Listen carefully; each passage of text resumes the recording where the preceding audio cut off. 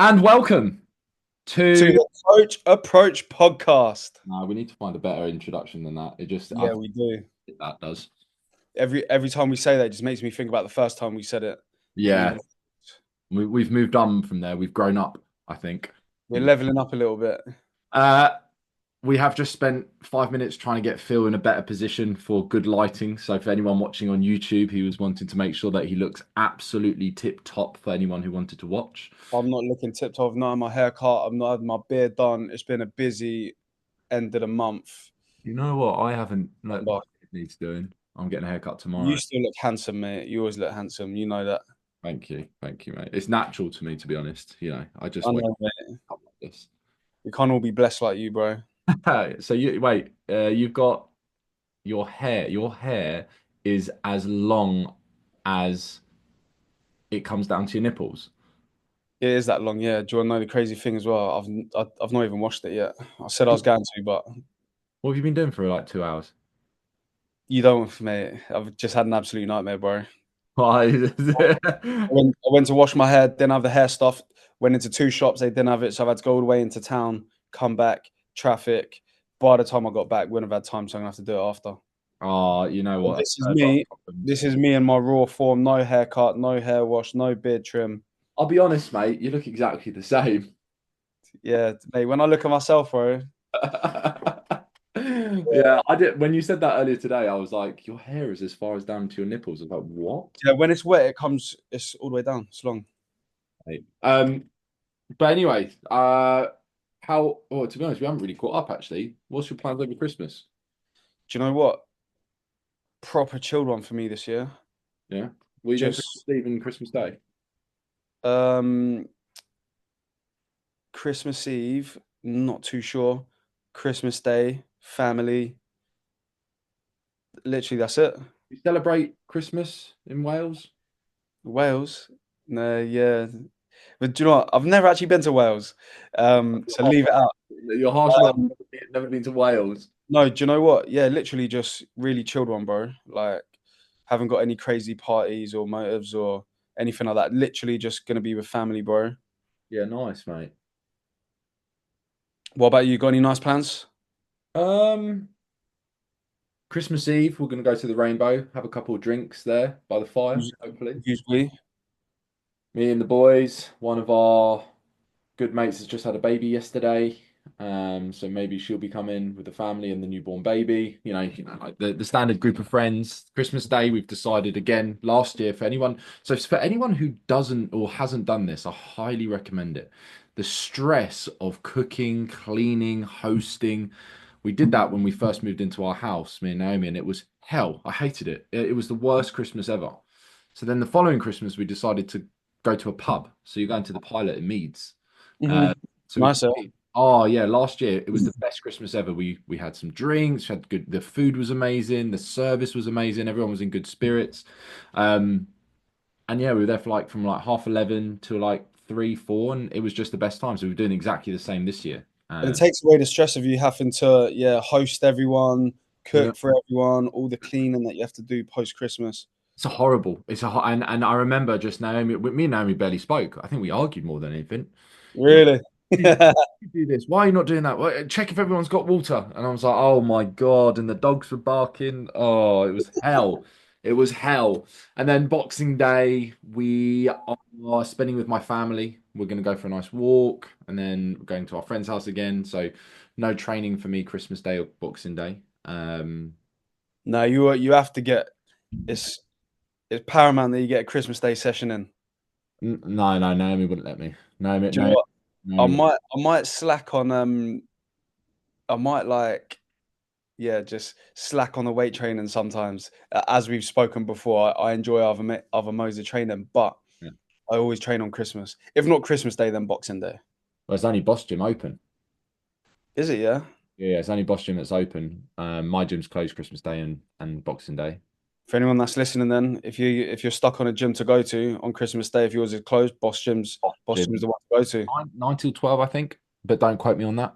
But then Just it's the like through that, it's my mum's birthday on the Saturday, so we're taking her to the Moulin Rouge, The up to Moulin Rouge. Moulin Rouge, mate. So we're going to the Moulin. We're going to London for the day. We're gonna go for a nice dinner in the evening. We're going to the Ivy Asia, in London, in Soho, I think it is.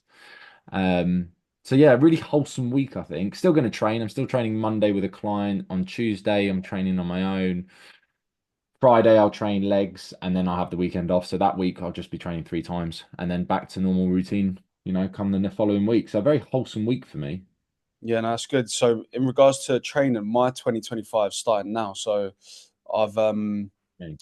I've drawn myself up a plan that I'm gonna just keep myself accountable with in regards to sticking to a consistent training plan because like we say, as we've mentioned before, that's something I don't really do. Because I enjoy, I've always trained, but this year I'm I'm I'm You getting stuck it. hard. I'm getting hard on the weight training, bro. Yeah, yeah, you need to because you are I need to. you're one of the 1% of people that just needs to lift a dumbbell and then is just jacked. And it's I just watch everyone else doing the weights and grow muscle. you just need to breathe in a gym. It's so annoying. For anyone who knows Phil, he's so annoying because he'll train barely any time and he's twice the size of everyone. While all of us normal mortal people are killing ourselves in the gym. Do you know what? I'd say that's down to obviously, yeah, good genetics, but I started at quite a young age. Yeah. I've always been exercising my whole life. So before the age of like 21, 22, I wasn't going to the gym. However, I was always fit and active. You are ripped, and probably to maintain what you've just been doing has been a bit more easier. I think but like if you get to a really good standard and you just are training here and there and maintaining it, you can maintain quite easily. I think obviously you might regress a little bit, but with yourself, Definitely regress in regards to, I wouldn't even say I ever lose a bit of strength when I'm not as focused on the weight training compared to times I am. But I'd say what you do feel is your endurance goes massively. So you can still lift the weights, but you just feel burnt out and fatigued so much quicker. yeah, yeah, yeah, exactly. Yeah, yeah. When you don't pick up a weight for so long, you're just like, oh my God. How Uh, do you find it as a person who does big bulks and massive cuts as well? How do you find that impacts you in regards to your strength as well, personally? what when I take time off? No, no, no. So when you're going through like a big gaining phase or uh, a deep like cutting stage.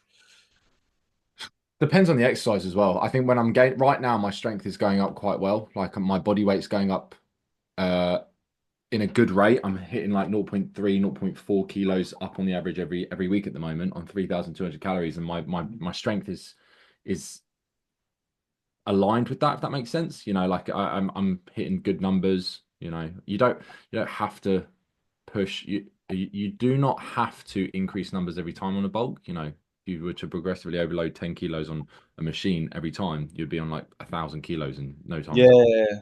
Yeah, But in a cut, yeah, the beginning of a cut, my strength stays. I think on my prep, I think I was losing strength in the last 10 weeks. Maybe it's more mental than anything else. yeah, because obviously your energy's impacted, Yeah. your your calorie intake gets impacted as well, obviously. So Yeah, I definitely lost muscle, I think, when looking back. But then it's all a learning curve myself. Like I thought I tried my best, but then if I did it again, I'd know what more to do. So Mhm. it does make a big difference. Um, I think we've rambled on long enough. I think people might be going, right, what are we actually talking about today? Let's get into it. So today we are talking about, obviously we're approaching the end of the year. As we enter into the new year, there's going to be loads of people that have set themselves goals and Mhm. plans of making 2025 their year. Yeah. So what we see typically is everyone starts the new year with this goal of, oh, I want to get in the best shape possible. They've never had a gym membership, or they might have dabbled in training before but never took it seriously, and this is the year that they want to do it. So Mhm. what advice do we have for those people that are looking to make 2025 that year that they finally say, yeah, do you know what? I want to get into the gym. I want to be consistent with it, but they're quite unsure of like where to start, what to do. Be consistent with it, as Phil goes. Like me on my goals, I need to be consistent. No, but, but that's consistent with just that one area. Like I No, say, no, I'm joking. I know. We know how well you do. It's just it made me. I cannot. go a day without doing something physical. So I always have to do something, but it doesn't, for me, it doesn't always have to be just the weights. Exercise. Nothing like that. No. So we got not you, bro, Italian stallion. Stop it. Um, but if it's not yoga or stretching, then it's a run or it's football or it's boxing Yeah. or something along those lines.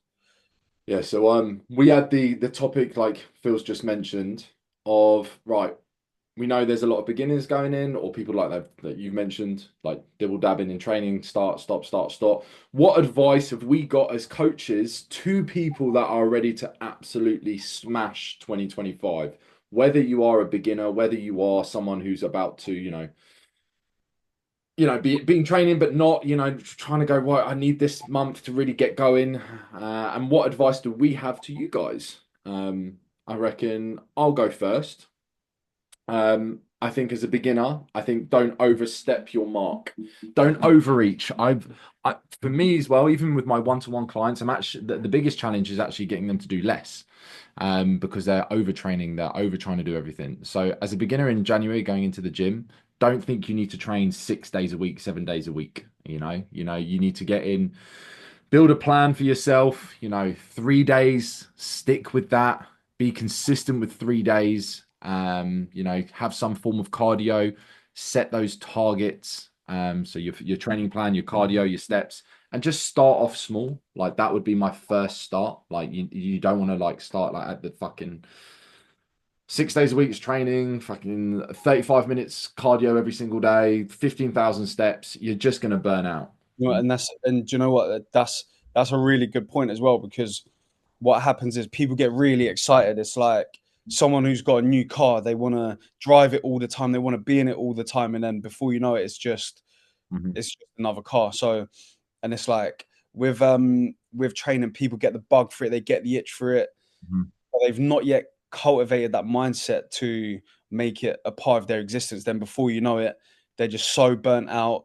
They've let everything else slip because they've been spending so much more time um, going to the gym that they lose track of other things that are important. That then they end up just falling off, or like you say, they just get burnt out. They get tired. It gets too hard. It becomes too time consuming, and then before you know it, they're nowhere to be seen by February. And that's experience from me as a PT as well, having been on the gym floor like for quite a few years, and obviously yourself is still on the gym floor. We see it in person. I used to speak to a lot of people. The motivation is high, which is great. Then it's like, right, how can we utilize that motivation in a good progressive way where you're going to be consistent for a longer period of time and not be that February person and go, oh my God, I'm shattered and I actually hate fitness. Hmm. Um, Absolutely. so step by step. Don't run before you can crawl.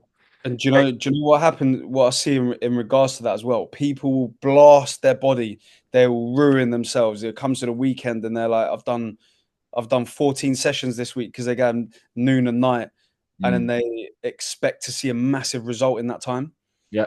because 100. they've done so much work. They've applied themselves 100%, given their all, which obviously you do want to be doing when you're training. But like I say, they go from 0 to 100 and they look in the mirror in their first month after putting in all that effort, and they're like, well, I've not lost 10 stone yet. Yeah. Yeah. Yeah. Or, or And or why have you that not makes joined them, my 8 week fat loss splits? that's it. Yeah. And then that makes them feel that all the work that they've put in it hasn't been worth the time that they've put in. So what's important, like Dom's just said, is set a realistic expectation. Don't get me wrong, there's been people I've worked with in the past that have lost £10 in a week, but people see adverts and pills and weight loss supplements that promise you a £10 loss goal in your first month. Or and what's important to know is learn the skills, take your time to understand how to train, and you being able to have the mindset of I'm going to train slowly but surely over a longer period of time will get you further than expecting to blast your body, kill yourself in 1 month, not get that £10 and then think, nah, I'm just quitting because that was too hard. Yeah. I completely agree. I think set yourself like, if your goal is fat loss, let's say majority of people are looking for fat loss because it is post Christmas. And a lot of people are looking at that Christmas weight, what's as an advice that I would give you? I say, okay, cool. Let's go with a training plan. Let's stick to a training plan that's specific to you, like, and what your skill level is. That's for another podcast. That's what me and Phil are going to be actually chatting about in February. Is how to build the best training plan for yourself. But set out like let's say you're going to the gym 3 days a week, three full bodies. You know, then you want to be logging your lifts. So you want to track what you're kind of pushing and pulling and what weights you're doing, what reps you're doing. Fat loss, you want to be, weighing yourself in the morning. Okay, most days, don't weigh yourself once a week. Weigh yourself quite a few times because there will be fluctuations. What would you say to people who get obsessed with the scales? Because there's been no doubt yourself as well. You've had worked with people in the past who will weigh all the time, not see the result that they're expecting, and that leads to them getting depressed. That happens. It happens a lot. I think it comes through the education. That's where a coach comes into play. And explains what's happening with the human body with scale weight. What you guys need to remember, and we posted this on the other podcast. Scale weight is recording everything that your organs, your bones, your fat, your muscle, your fluids. Everything that you have is going on a scale weight. Fluctuations are absolutely normal. And when you understand why these fluctuations have happened, could have been from carbohydrate source, could have been, more fluids that day, you could have had a shit for a couple of days, had more sodium one day and less sodium another day, you're swelling from the gym because, your muscles are inflamed, you're ill. There's so many different things that a coach can explain to you why. And the scale weight is just one measure of progress, the one measurement of progress. Of course, you want to see the trend down, depending on how lean you are or how much body fat you have. But say at the beginning, you should see a nice drop off from the beginning. But again, you need to set your calories, get MyFitnessPal up, set your calories at a certain amount that you think is going to be good. There's calculators online. So find out what your, TDEE is. TDEE. Okay. So for anyone listening and you haven't got a coach, go online, find out roughly what your calories are, put in your data, and then just start with that. And then, track your weight. There's a really simple formula for anyone listening um, who doesn't really want to use MyFitnessPal, that, like you just said, wants to understand their TDE. There's a simple formula called the, correct me if I'm wrong, or if you've heard of it, called the Saint Jean Miffley or something like that. I always remember Calculator. Hitler's mum. That's how I remember it as. Yeah, yeah. But historically, it's the best and easiest way. I'm going to get it up now quickly, just so people can actually find it. It's the historically been the most accurate way to work out what your calories are. I'm not going to read out the exact numbers that you need to. Yeah, if they just search it though, I would just say, but because no one's going to remember the numbers when we say it. I would just say search online for your TDEE number. Yeah. And it's never going to be super accurate. It's just formulas and numbers to go on. And if you find your kind of maintenance, start yourself in a little bit of a deficit, record your training, set yourself up, 20 minutes of cardio times 3 a week, be consistent with that, set yourself 7,000 steps per day, and then just do that repetitively for 2 weeks and then see what your scale weight does. And if your body composition is changing, then brilliant. Just keep going, push a little bit more, do 9,000 steps, push to 30 minutes of cardio times 3 instead of 20. Bring yourself up slowly like that, and then over time you're going to see some changes. I think Absolutely. that would be the main things I would say. Find your maintenance online very easily, formula. Set yourself a training Called the program. Mifflin Saint Geo calculator. I even don't know how to spell that, mate. The Go on, tell everyone. Mifflin, Mifflin, Saint Gior, Jeor calculator, Or just listen to me and just go Google. or just go to Google. But yeah, I think that's the most important things, and then just recording. What you don't track, you can't measure. So Exactly. a lot of people will just guess, and whilst guessing, Guessing when they can do a lot more. And what I see with a lot of people that do guess, including myself, before I understood tracking and logging reps and weights that you've done in previous sessions, is you'll kind of train based on how you're feeling that day. So one day you might be feeling strong, Yeah. so you might just guess what you're feeling like you'll be able to do and do a little bit more. Then another day you might be feeling like like you've got a little bit less energy, and then you'll do a lot less, but that will get you absolutely nowhere. Yeah. Um, Whereas I've found when you do start tracking, regardless of how you feel, you know that even though you're a little bit tired or you just can't be asked that day, that your body still has the capability to push that little bit more than what you would than if you just guessed. Yeah, and you're going in with a plan. You go, the people that don't have a plan, I think of it like, right, guys, think of it like companies as well. I always say this, and I've said this to you as well, Phil. Treat your body like a company. There is no company in this world that doesn't track data to succeed. Your body's the same. You need to know what's going in, what's going out, what you're doing at the gym, what you're doing with cardio. Yes, there is a certain like how far you can go without a plan, but you'll hit a plateau, or and then you'll start regressing. With a plan, you can be consistent over time. Absolutely. Um, Another big thing for me, uh, Your third leg. and some advice. What's that? Nothing. I won't say that again. Nah, another thing for me that you always make me lose my train of thought with your Sorry. comments. I always Um, get very immature. I don't know why. yeah, sorry guys, he can't control himself. Um, so another big thing that I see where people go wrong and that actually impacts their training career quite soon after they've started is when I've seen people on the gym floor that are quite new to the gym or they just signed up in January. So many times it's happened where people come into the gym, they don't know how much they can lift. They see other people lifting 100 kilos. They might have someone that they're training with that is as a little bit more experienced than them, but can lift a little bit more. Um, and they will try to keep up with what their training partner's lifting. Yeah. So they'll go straight up to the bar, lift 100 kilos. Before you know it, shoulders popped out. And numerous times I've seen people do that, or you'll Yeah. see people just lifting weights that they can't do. Um, and you see form being compromised and technique being compromised because they want to try keep up or they want to just lift as heavy as they can. Your body needs time to be primed to be able to start lifting that little bit more. So warming up is key. That should be a simple rule anyway for anyone wanting to start lifting weights, but not just that. Let your body be primed over the next few weeks or months and gradually grow to be able to bench that 100 kilos or whatever goal weight it is you have in mind. Don't just go up to the bar and think, oh, let me see if I can do it, because then that's when injuries happen, which, like I said, cuts your training career short or sets you back months because then you can't lift The for a more long. the more time you can spend injury free is the more time you can spend training. Uh, And touch wood, I've never had a training injury from the gym. I've had injuries from football which set me back, and for some stupid reason, I always go back as soon as I'm better and just do it all again.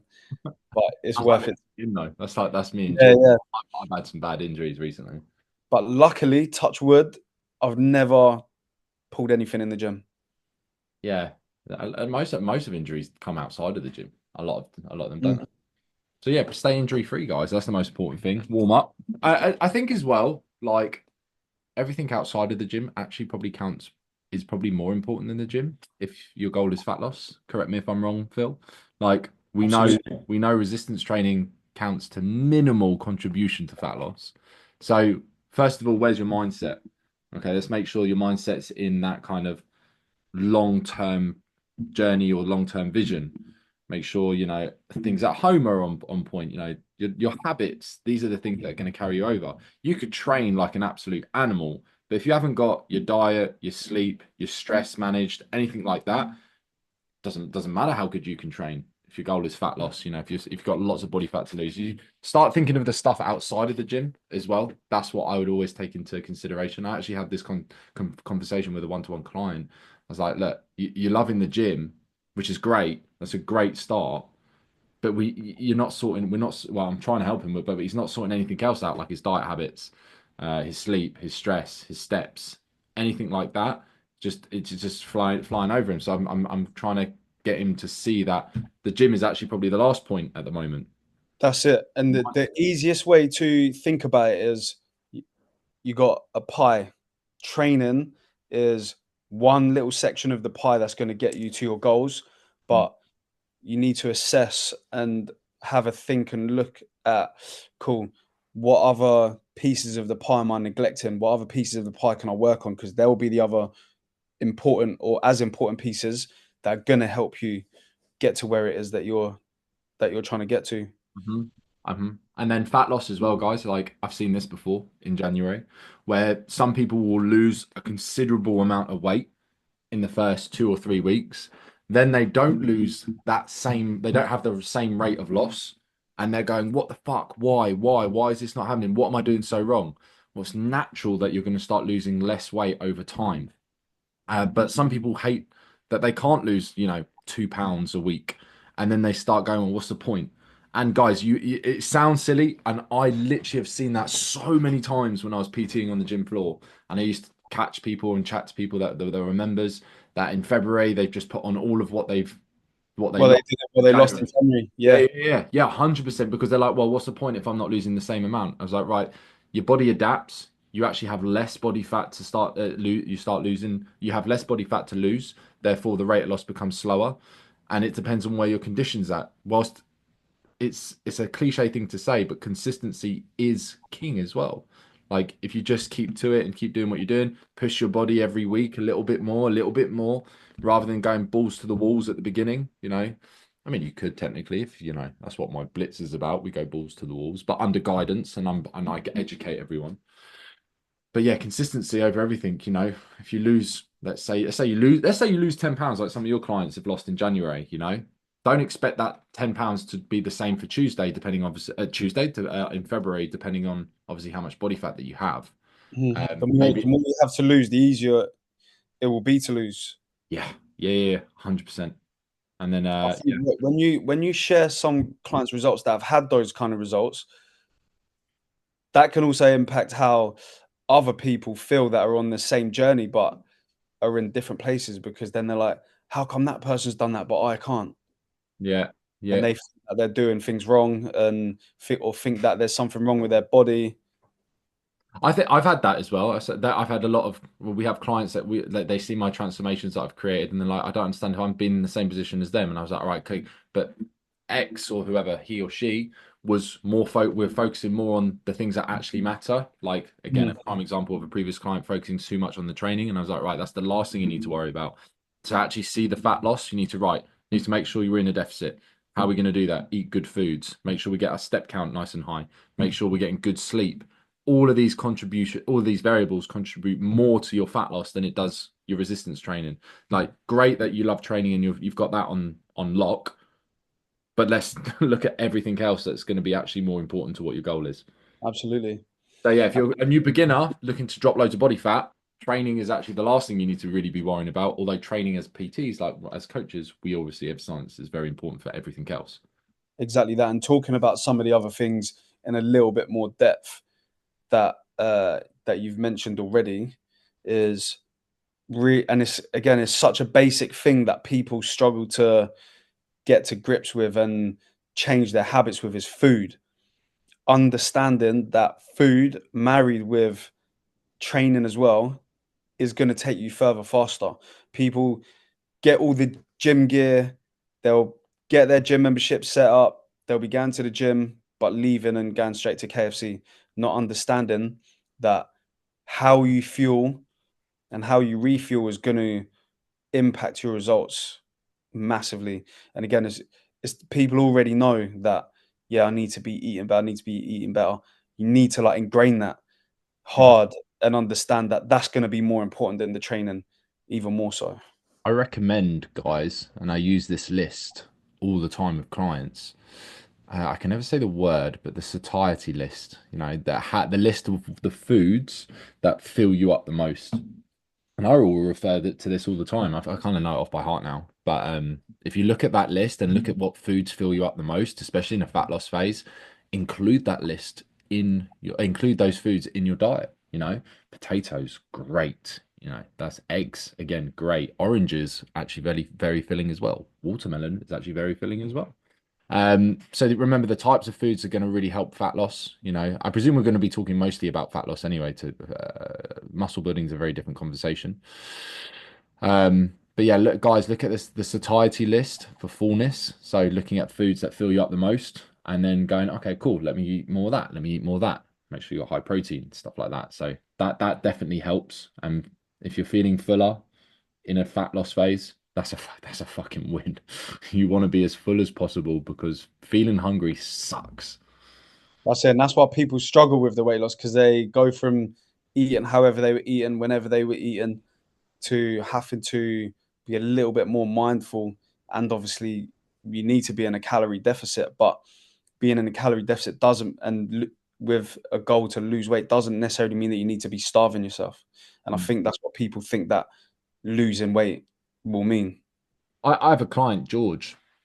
Um, he for the first he's lost. I don't know if he's lost about. He's lost over a stone. And he goes, mate, the first few weeks, like first month, 2 months, he's like, mate, I don't even feel like I'm dieting. I don't even feel like I'm in a fat loss phase. I went, fucking brilliant, mate. We're going to keep calories as nice and high as 2,500 calories. And I said, and he goes, mate, do you want to push me more because I don't feel it? I think that's what he said, or something along those lines. I went, no. We're seeing scale weight come down, we're seeing body composition changes. It's still full, food's high. That is the position you want to be in. You don't have to go down so low to the point of starvation because that can have the reverse effect if you haven't built in the habits to then binge later on in the day or Mhm. what. Yeah, absolutely. Next one for me is this one's more of a mindset thing as opposed to a physical thing. For me, mindset is the most important thing that's going to keep you going. So True. having a strong, what's that? It should like generally, if you were to look at someone's journey, the mindset is going to be this beginning because if they're not in it and they don't like it, then they don't see the value. The mindsets will drive them to their goal. But yeah, sorry, continue. Exactly I was just agreeing. Sorry. that. um, That's so having a strong reason why you're opting to embark on whatever journey you're choosing to start. So everyone has a goal. A homeless person has a goal. hmm But if they're not taking action with a strong reason why, it's never going to keep them going on the days that they're tired, can't be asked, something's popped up, they've got this going on. So understanding and maybe even writing it down, what is the reason why you're wanting to pay money to get to the gym, and why you're wanting to start eating healthy, why you're willing to trade the time that you had before to now be spending that time in the gym. For example, we do two things from two areas. Yeah, we do uh, things out of inspiration or desperation. So if you're not doing it from a place of inspiration, then it's coming from a place of desperation. So most people wait till something's gone wrong, or they're being told, as an example, that they got diabetes. Now I need to go to the gym. Find inspiration in yourself and ask yourself the question, why is it that I'm going to be motivated and taking myself to the gym and doing the harder thing, which is eating healthy and again exercising, and find inspiration from that and use that as your reminder as to why you're going to be consistent. Yeah, I think one of my questions on the consultation form that when people sign up on the questionnaire is, what is your why? Why do you want Same this? with me. Yeah. And a lot of them, confidence, but a lot of it's confidence, if you value it. But then I've also had clients in the past when they've signed up and they've just not done what they wanted to do. And I was like, do you value this? And they're like, you know what? I actually don't care about my body. I actually don't care about eating healthy or going to the gym. And I went, that's absolutely fair enough. And that's absolutely fine because that's the standard that, which is absolutely fine. But some people set that standard for themselves and they accept that. Do you know what? Don't really care. Yeah. And I find as a coach, trying to coach someone with that mindset ends up being a lot more draining on you than anything else, because it's like a flat tire. You constantly spend your time trying to pump up a tire that's just going to go flat when that motivation's gone.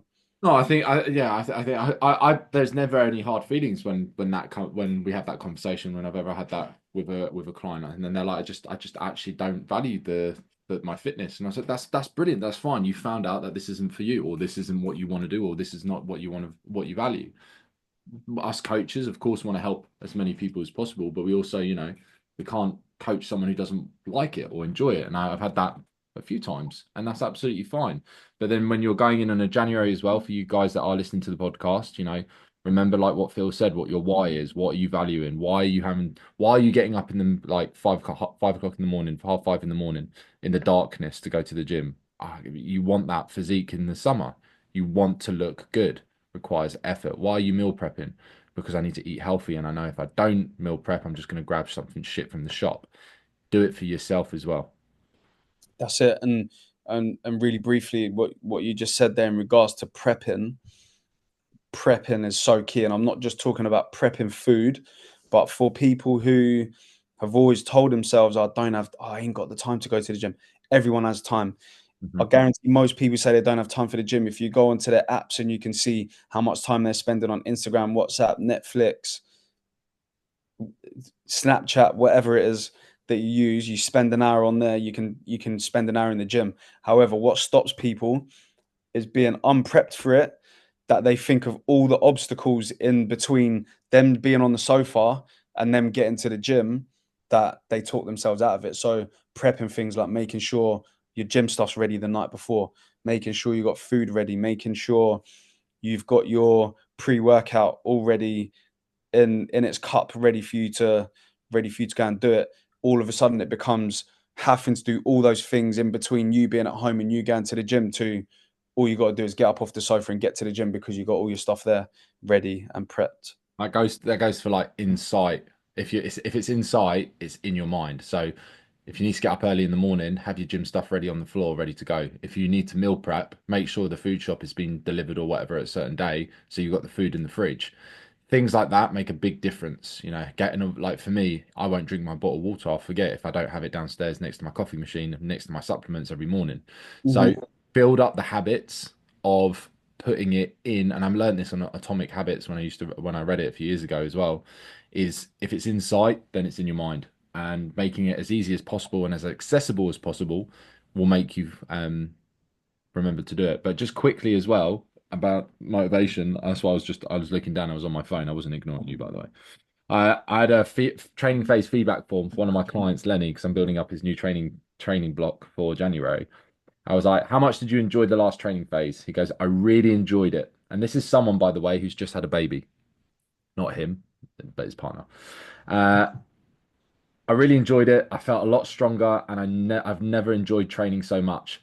Getting up at 3 a.m. to be able to train really does take its toll, but I always find myself motivated to get up and get in and get it done.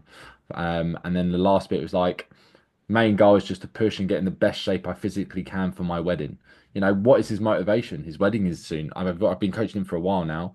In That's fact, a good, strong reason why. That and I, 3 a.m., mate, and I know that because he sends me form clips in the morning before I've even woken up, sometimes. And he's got a child, and he's up at 3. He's at the gym at 3:30. Then he's at no his work as excuses. an No electrician. excuses. Yeah, he's an electrician, and he's at work, off to work at 5:30, 6, and then he's back by what 6, 7 p.m. And then he's like, he knows in the evening wants to spend it with Sydney, which is his little child. So, he knows the only time he's going to get in is at 3 a.m., which he does, and all hats to him, mate. All hats off to him. I respect that because I couldn't tell you the last time I saw 3 a.m. No, I know, nor can I, mate. Mate, but to be fair, performance doesn't even open up at that time. But I'm up at 20 past 5, quarter past 5 in the gym, 10 past 6, and driving. Not more so a little bit later now because I like reading my book in the morning. But yeah, so guys, I think we'll kind of leave it there with some like what we're talking about. The last part. Get a training program in. Don't overreach. Set yourself some maintenance calories or just below. Find it a formula online. Set yourself some cardio to do. Don't just do 30 minutes here, 10 minutes here, 25 minutes there. Set yourself 3 times 20, 3 times 30, 3 times 15. Stick to that. Weigh yourself most mornings fasted to see an accurate weight. Start seeing to pick up some data. Get some step count in, record your steps, track your steps, set it low to begin with, because if you can tick it off, you're going to feel a lot better. If 3 sessions done, 3 cardios, all steps completed, yeah, by the end of the week, you're going to feel amazing rather than going, no, I missed one session, didn't hit my steps 3 days out of 7. I didn't do this, I didn't do that. It's going to just put you down. Make it easy. Set yourself up to for success. And insight in mind, like Phil said, have your training gear on the floor ready to go. Have your pre-workout ready on the table for the night before, for the morning, whatever it is. That's going to help a lot.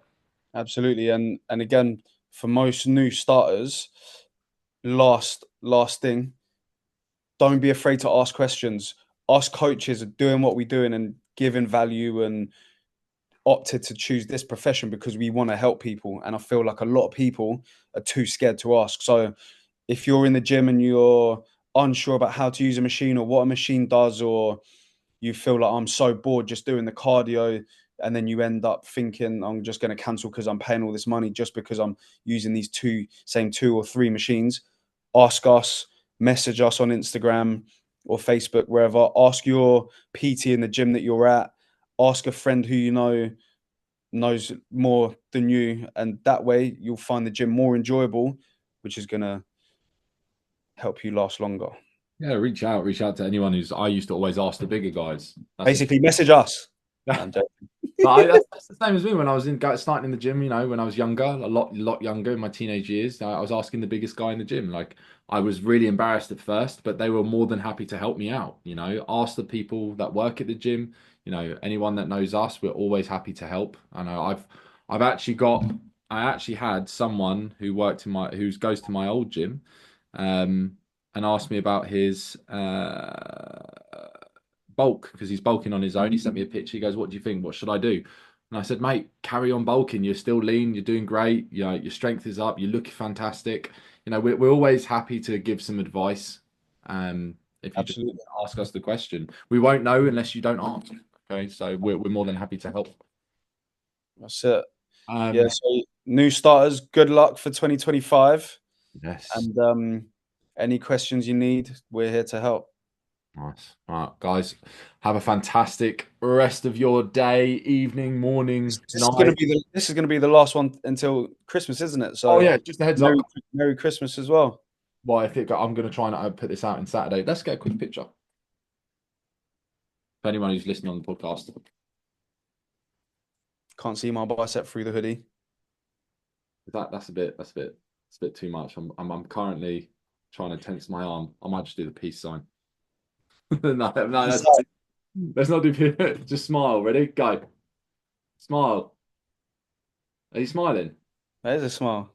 Good lord, you look like waxwork, mate.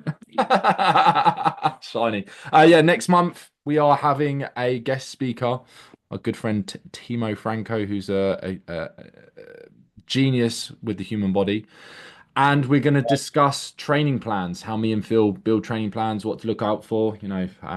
Our knowledge on biomechanics is what it's called, is very, very vast. So we're going to tell you how to build a training plan and what we look out for, what we think about when we build it for clients, and what are the most important things to be what not worried about, but to be thinking about when you do your own kind of training. So watch out for that for next month. And we're done. Thank you very much for listening.